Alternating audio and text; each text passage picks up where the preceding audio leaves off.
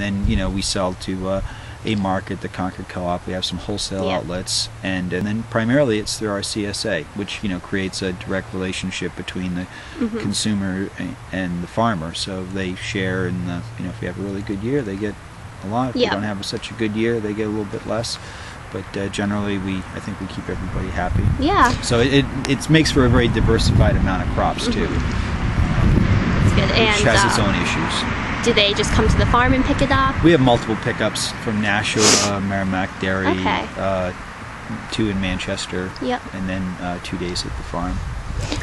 I think it was great learning about, just to even talk to someone in the industry, because I really wasn't aware that, to me, and what I'm gathering from it is that using so many pesticides and so many herbicides and all that stuff is almost an easier way to do things, but it doesn't put out a good product in the long run, because like you said, with evolution and all that, so I don't know, would you say that organically farming is putting more effort into it? Well, it certainly takes more effort to farm organically. But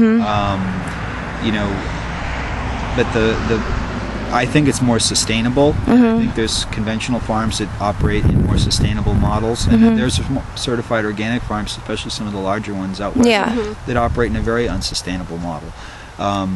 So it really comes down to the But actually, mechanically removing weeds seems a lot more difficult to me than actually spraying. Absolutely. Do you know what I mean? But it's young gals like yourself out here with hose working in between lettuce. And it's great for your tan. It does, it's very expensive. Right. They're all getting paid by the hour. So where I can use a tractor or some tractor mounted tool to do it from a tractor seat, I can save money, but still it comes down to a lot of handwork.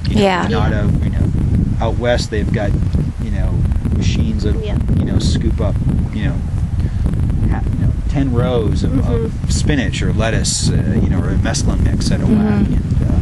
And we're not at that scale. We're a very diversified small farm. We have about 30 acres of vegetable ground.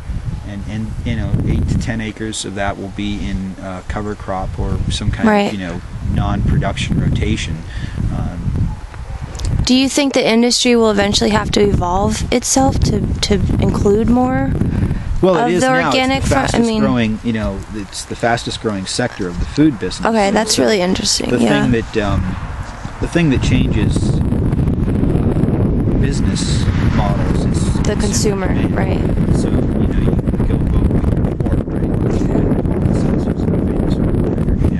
That when you make your shopping decisions, that's what drives the market. Right. In time, it may happen, but there's so many. Our food policy, our national food policy, comes out of Washington D.C. in the form of this Farm Bill, and that is driven by a handful of special interests, vested interest in the system the way it is. Yep. And they argue that the basic economic rule, or Ricardo's rule of comparative advantage. Right. It's cheaper to grow most of what I grow someplace else, and it may be on $1 per acre of yield, but there's another cost to it. There's the ecological damage, there's the social, there's the social justice issues when you've got undocumented workers working for pretty minimal wages. You've got the health issues related to the types of foods that are being subsidized by government policies. Right. They just made pizza vegetable. Did you hear that on the radio? I haven't heard that yet. Yeah. That's funny. Yeah, that's Google great. That when you get Good home news. For the school lunch program. Well, there's been a lot of move again. For the lunch program. Okay. More real. They changed the dietary guidelines. They wanted to get more,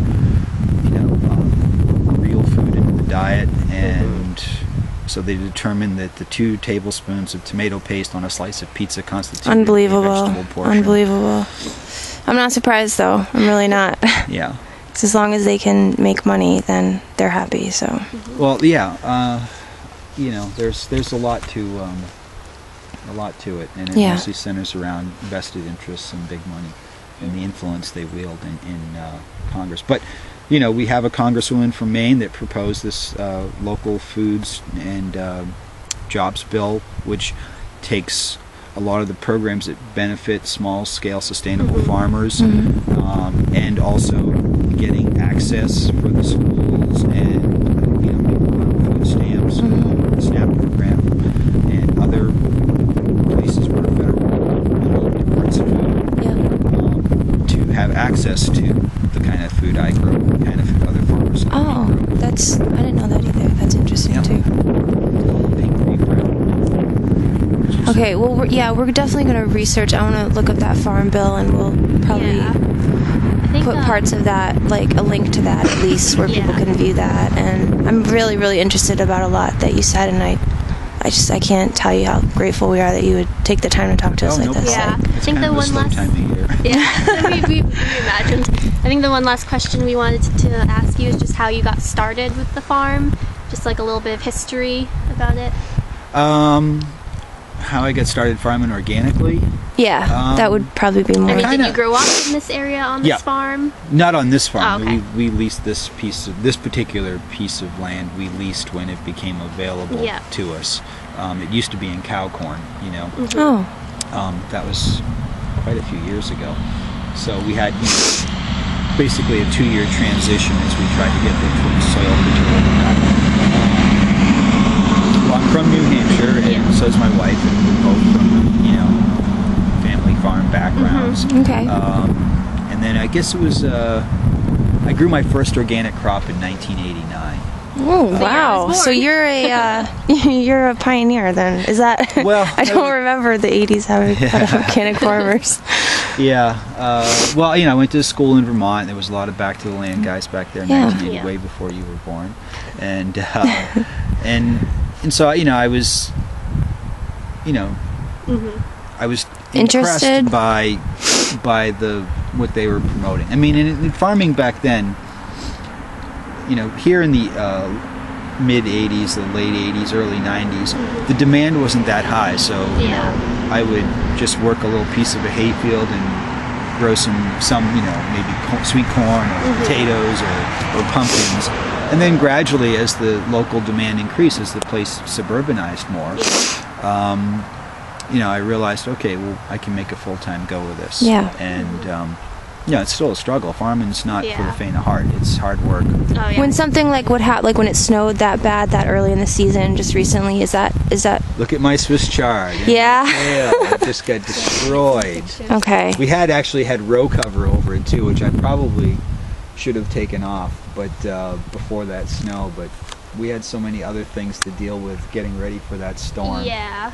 It did. It really hurt. We had the other field that's down the road, where I had a lot of bok choy and mesclun mix and some really high value crops in the ground. They were all pretty much decimated.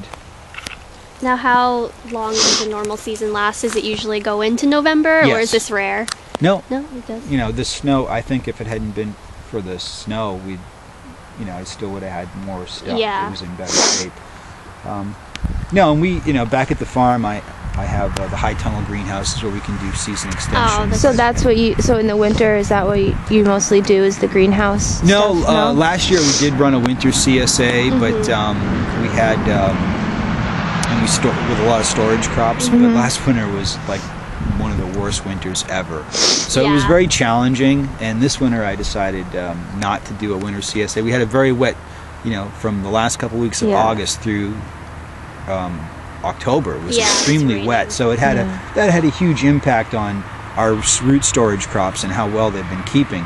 So I just decided that the squashes weren't keeping well enough, and that it didn't make sense to try to have a winter CSA. So pretty much by next Wednesday, when people come to get their turkeys for Thanksgiving, we're going to get rid of the rest of the produce, and it'll just be working in the shop and getting things tuned up and ready for next year. Yeah. How early does the season start? Like April or March? Well, actually, stuff will get started in the greenhouses even earlier than that, in March and sometimes in February. And and then we do maple sugaring, so we'll start that in January. Do you own that maple cool. sugar? Yep, that's our sugar house. I used to stop there every once in a while. Really? Because, my parents, like I said, live 2 towns away. So I know I stopped there once with a friend, and you guys had fresh made donuts. Yeah, and, that's us. We dipped it in maple syrup. It was so good. Yeah, well, you'll have to come out again. Yeah, my parents love that type of stuff. Yep. I love going to visit maple. Yeah. I just remember that particular one I stopped at before. That's so funny. That's awesome. I love real maple syrup. Student driver. Yeah. A lot of friends in New Boston. Well, he taught my son how to drive. Well, he gave that was my son's driving ed instructor. So. Oh, that's cool.